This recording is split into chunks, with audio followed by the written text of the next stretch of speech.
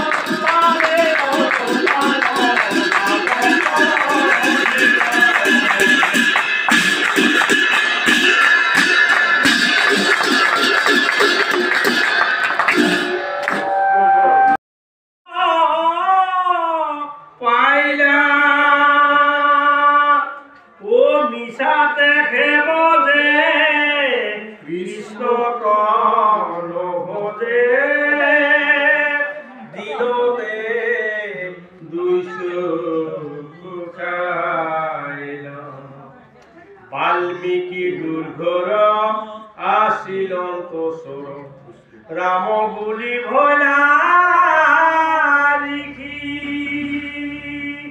ও পাপিও জামিলে বৈকুণ্ঠে চলিল নারায়ণ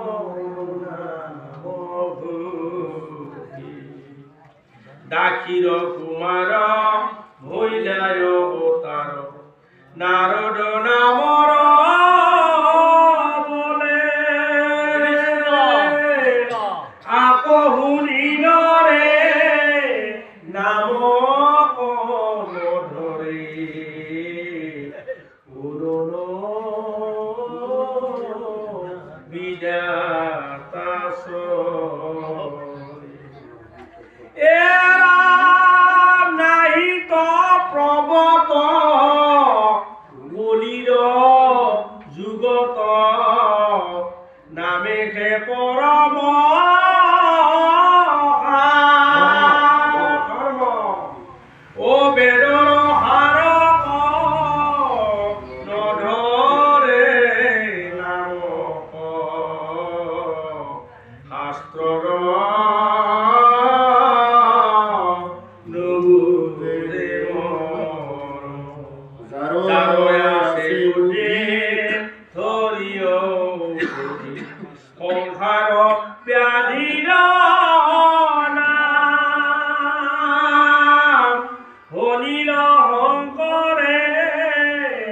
নিৰন্তৰে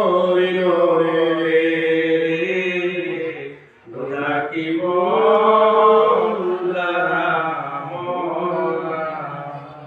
ও যাৰ আছে বুদ্ধি ধৰিও ঘৰি সংসাৰ ব্যাধিৰ হৰিৰ শংকৰে নিৰন্তৰে ডাকিব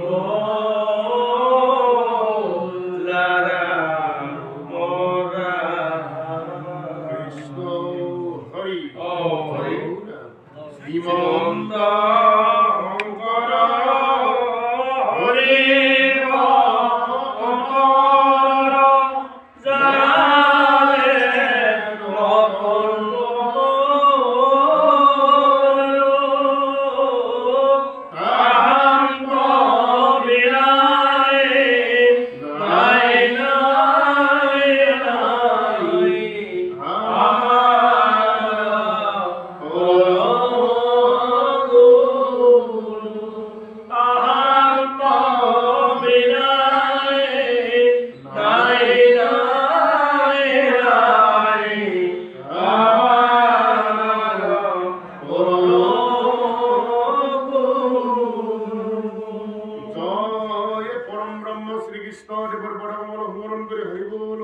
হৰি নাম ধৰ্ম সমাজ গুৰু বৈষ্ণৱ স্মৰণ কৰি হৰি বল হৰি কৃষ্ণ হৰি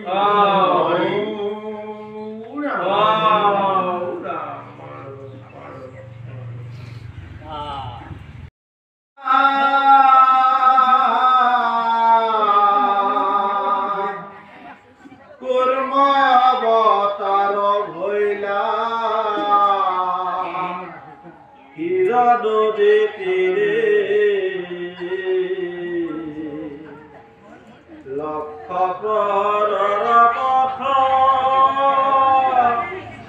উজুৰে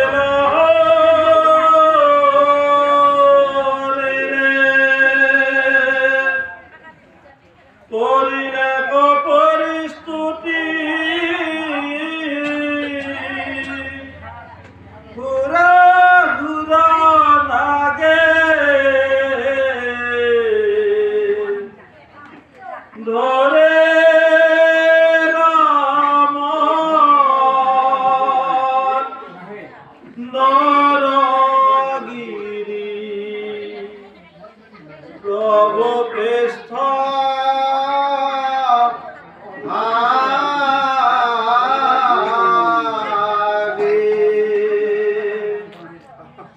হেৰা